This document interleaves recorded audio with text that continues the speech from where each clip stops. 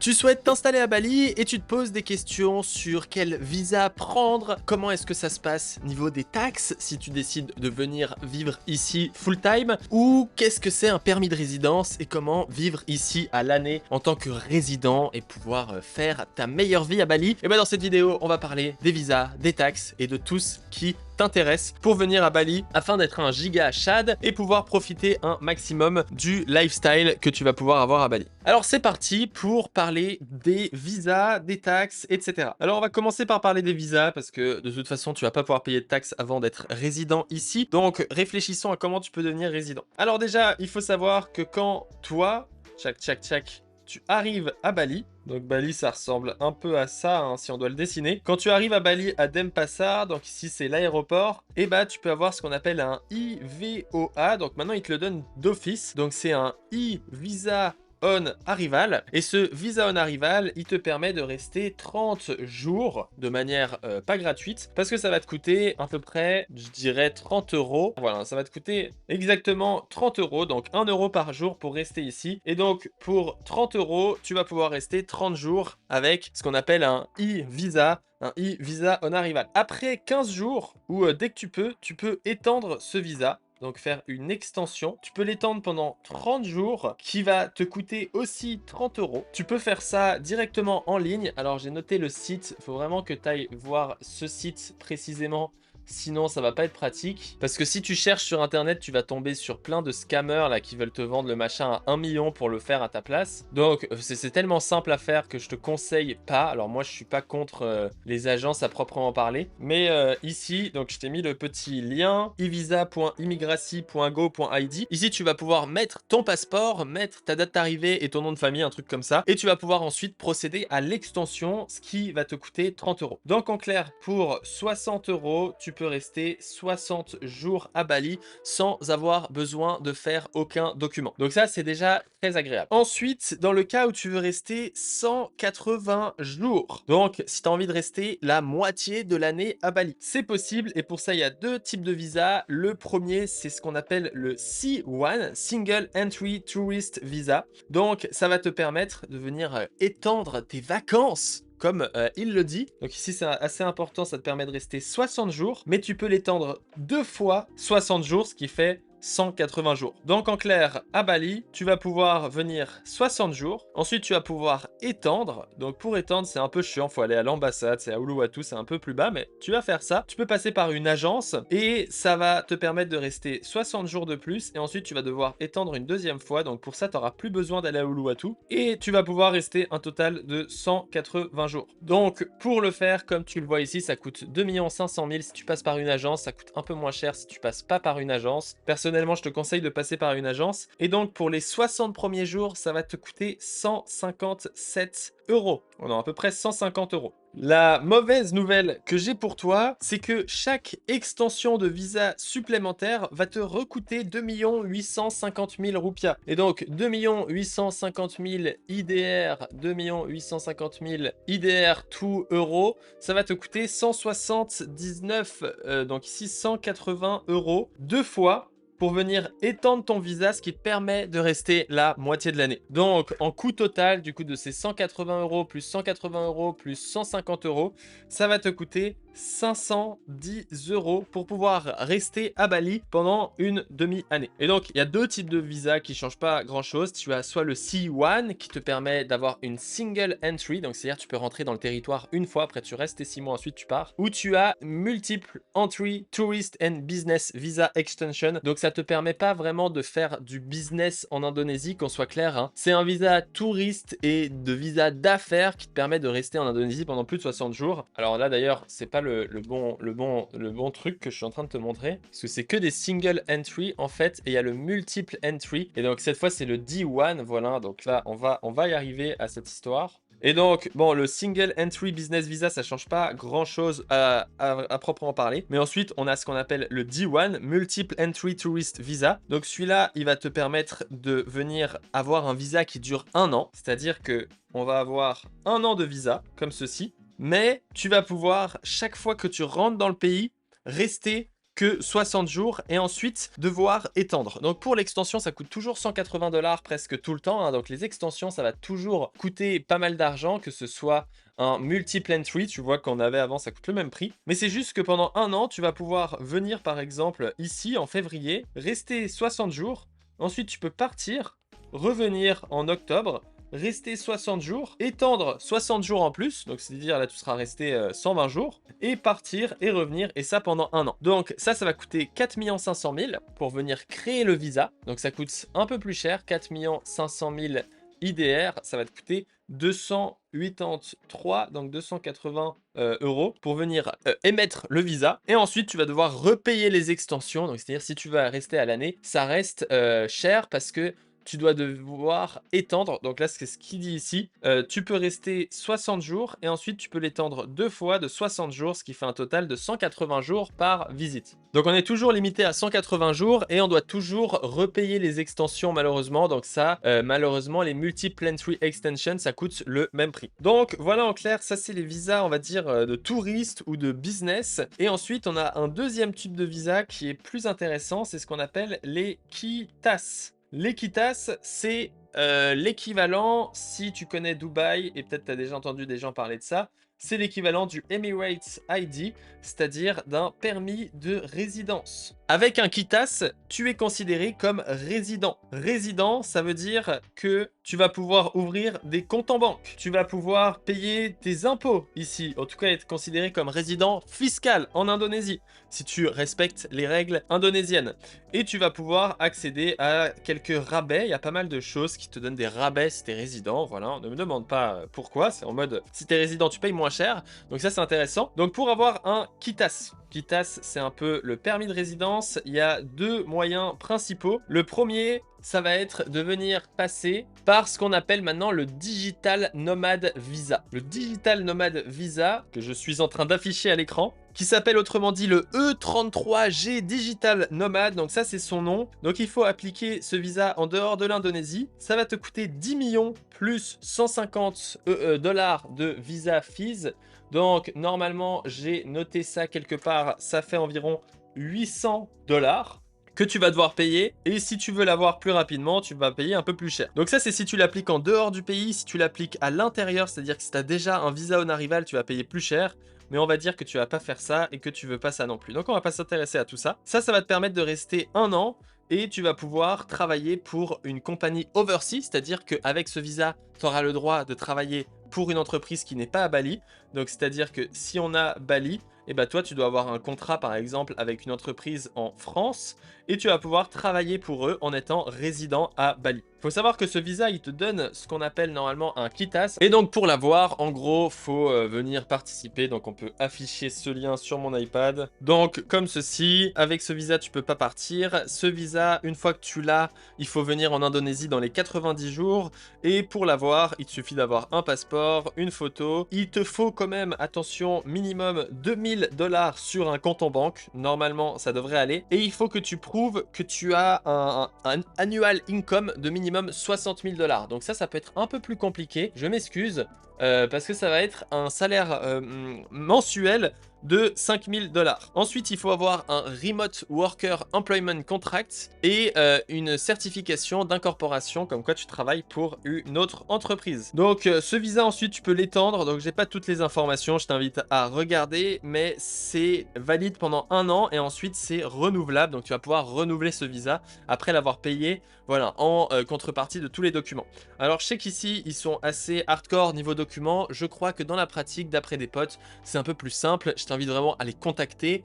Donc il y a un lien dans la description. L'agence que j'utilise moi personnellement, ça s'appelle Bali Visa, très bonne agence. Et je t'invite à les contacter comme ceci, voilà, contact us pour savoir plus d'informations afin d'avoir ce visa. Donc ça c'est la première solution pour avoir un KITAS, comme on a dit juste avant. Mais il y a une deuxième solution et donc celle-là elle est un peu plus hardcore parce que tu vas devoir créer une entreprise, une PTPMA.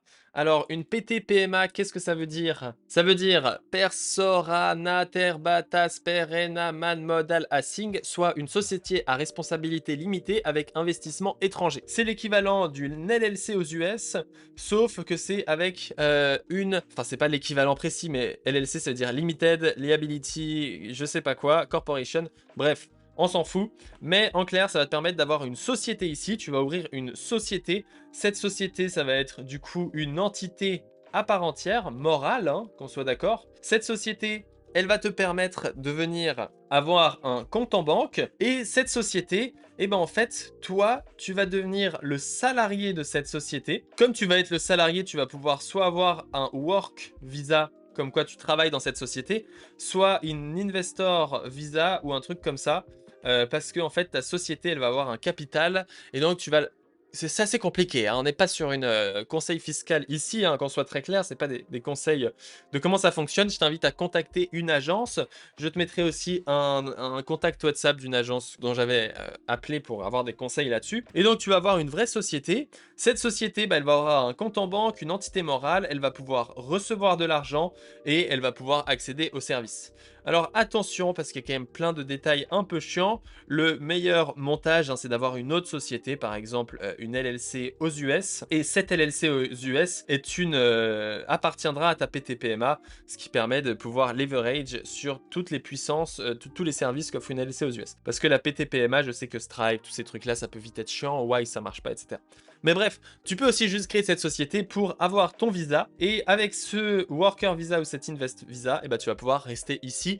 Évidemment, afin de garder ton visa, tu vas devoir renouveler ta société tous les ans, ce qui peut avoir un coût. Donc, j'ai pas les coûts précis, mais de mémoire, ça doit être minimum dans les 2000 euros, plus on va dire 1000 euros de visa. Ça va te coûter 3000 euros la première année et ensuite les renouvellements ils vont plus être dans les 1000 euros. Donc là je bullshit un peu sur les nombres parce que j'ai plus les nombres en tête. Mais voilà, en gros normalement ça ne devrait pas dépasser ces montants, ça peut sûrement être plus bas. Donc ça c'est pour les visas. En résumé, soit tu prends un IVOA, donc ça permet de rester ici pendant 30 jours sans avoir besoin de se faire chier. Soit tu prends un Single Entry Tourist Visa ou un Single Entry Business Visa, ça te permet de rester 180 jours et ça coûte à peu près 510 euros. Soit tu prends un Multiple Entry Tourist Visa, ça va te coûter 280 euros plus ensuite toutes les extensions que tu vas prendre. Soit tu prends un KITAS avec le Digital Nomad, soit tu crées une PT PMA suivant tes besoins. Maintenant, on va parler des taxes. Donc les taxes, c'est un sujet aussi important qui t'intéresse sûrement si tu veux quitter la France. Est-ce que c'est intéressant de venir à Bali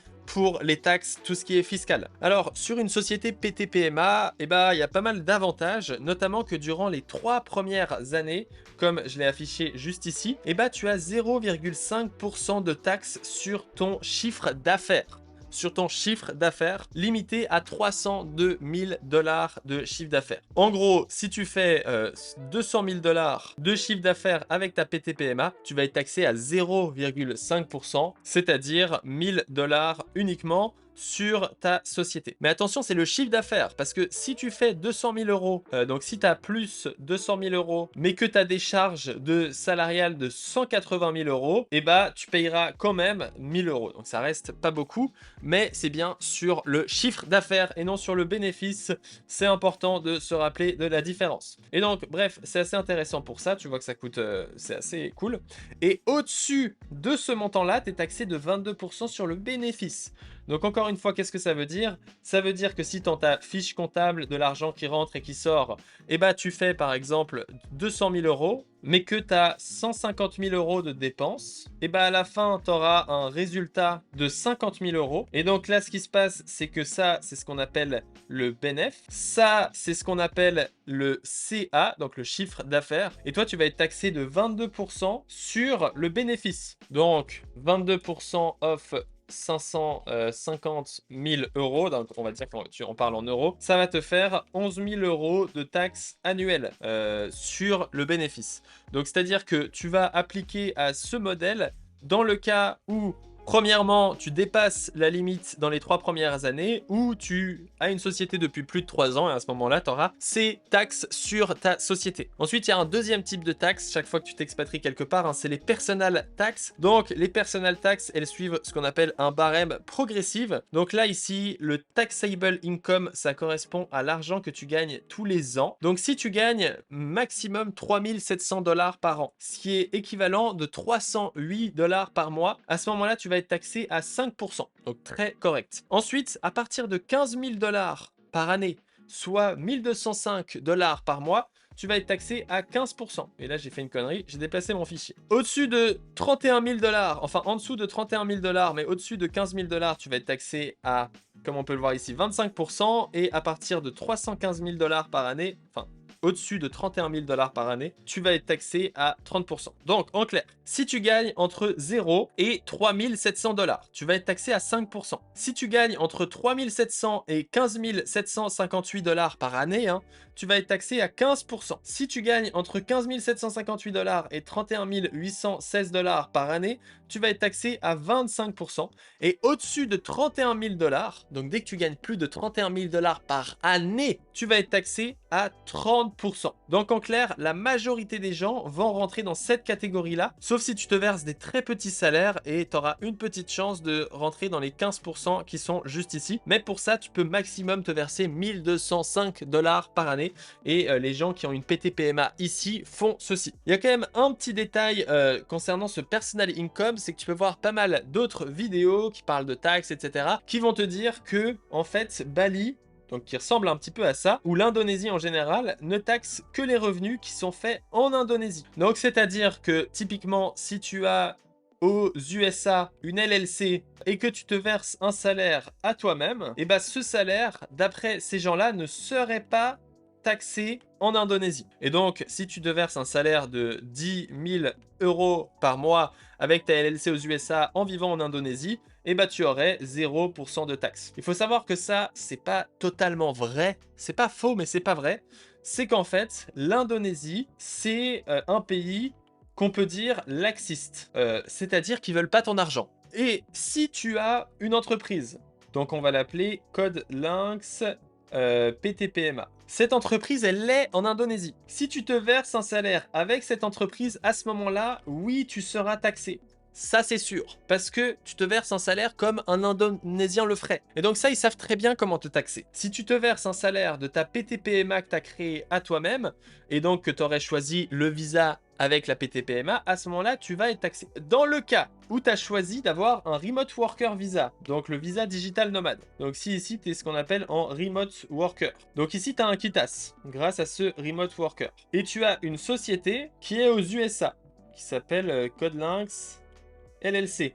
Et que cette entreprise te paye un salaire. Donc elle va te donner 10 000 $. Et que toi, tu es résident en Indonésie parce que bah, tu vis toute l'année ici. Et bien, il y a beaucoup de gens qui ne déclarent pas ce revenu. Et donc, je ne suis pas un conseiller fiscal. Ça va avoir des problèmes par rapport à ton pays de résidence initiale, par exemple si tu es français, parce qu'il faudra justifier d'où vient cet argent, il faudra justifier d'où tu l'as taxé. Tu ne pourras pas justifier comme quoi tu l'as taxé en Indonésie. Pourquoi? Parce que en fait, tu n'auras pas payé tes taxes en Indonésie sur ces 10 000 €. Et donc, il y a beaucoup de gens ici qui vont créer un Remote Worker Visa, qui vont créer une LLC aux US et qui vont se verser des salaires sans les déclarer. Et il faut savoir que même si tu veux les déclarer, en réalité, c'est assez compliqué de les déclarer, c'est-à-dire que l'Indonésie ne veut pas vraiment de ton argent. Et si tu viens à l'ambassade et que tu dis ouais, regardez mes fiches de salaire, ils vont te dire ouais, tu fais chier le monde, ça va prendre des plombes, dégage, etc.